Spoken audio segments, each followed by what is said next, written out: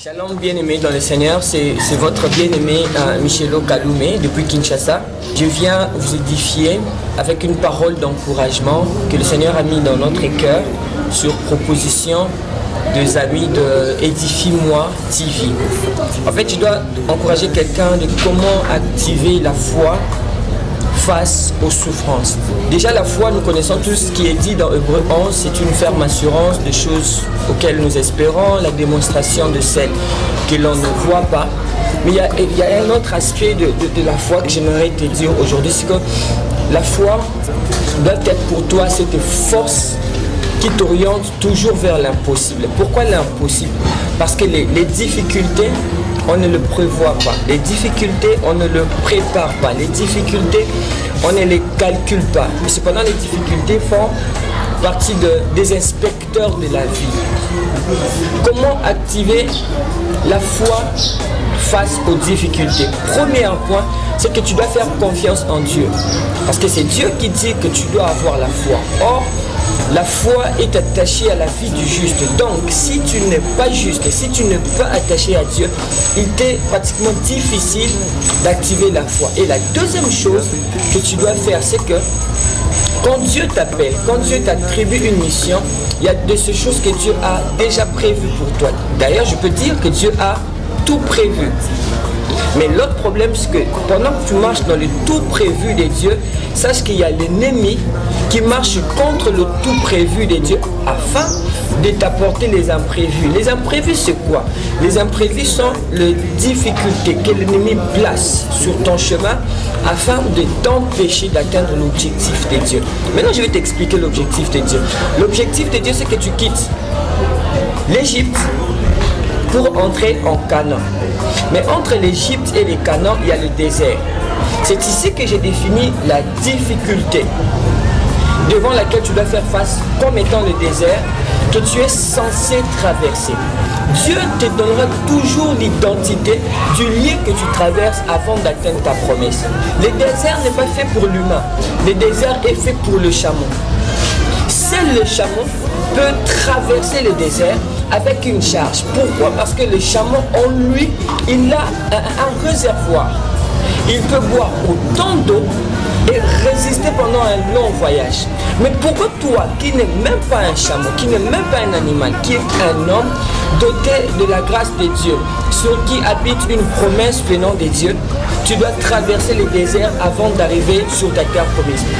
Les choses difficiles, on les obtient aussi difficilement. Si tu n'as pas la capacité de faire face aux difficultés, tu ne saurais jamais combien coûte le prix pour accomplir une promesse. La promesse, c'est Dieu qui le fait. Cependant, l'accomplissement de la promesse dépend de ta marche.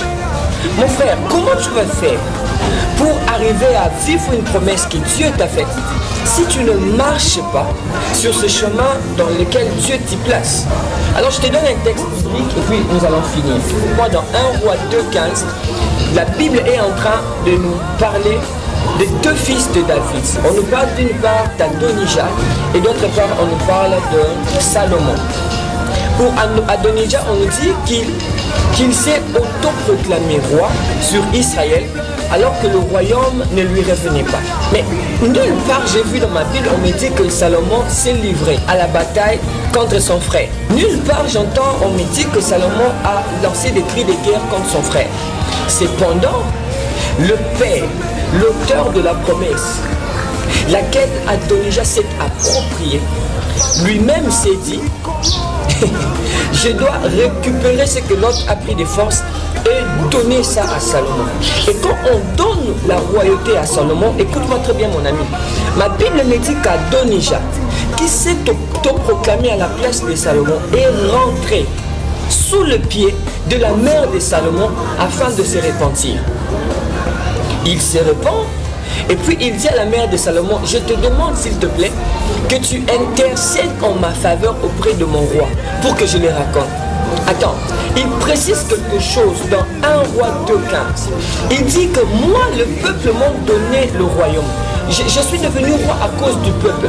Mais ton fils l'est de par Dieu. lorsque tu fais face aux difficultés, sache que ce n'est pas le diable qui t'y expose. C'est Dieu qui t'a fait la promesse, qui ne veut pas que tu puisses faire preuve de légèreté, qui te fait passer par ces chemins-là, afin que tu arrives dans la destination finale. Pour faire face aux difficultés, tu as besoin de connaître ta source. La difficulté va te secouer, la difficulté va te bouger, la difficulté va même vouloir te faire perdre ta foi. Mais place toujours, je le dis, ta foi en celui qui t'a fait la promesse. Pour traverser le désert, tu dois être revêtu de la peau du chameau. Et c'est ce que le Seigneur fait avec son peuple.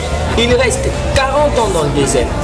Il fait très chaud, les conditions ne sont pas requises. Mais demande au Seigneur de te revêtir d'une identité qui te permet de traverser cette zone. Tu as besoin d'un réservoir. Il faut que ton ventre soit plein. Reçois cette force que le Seigneur te donne en ce jour. Reçois cette grâce de traverser le désert.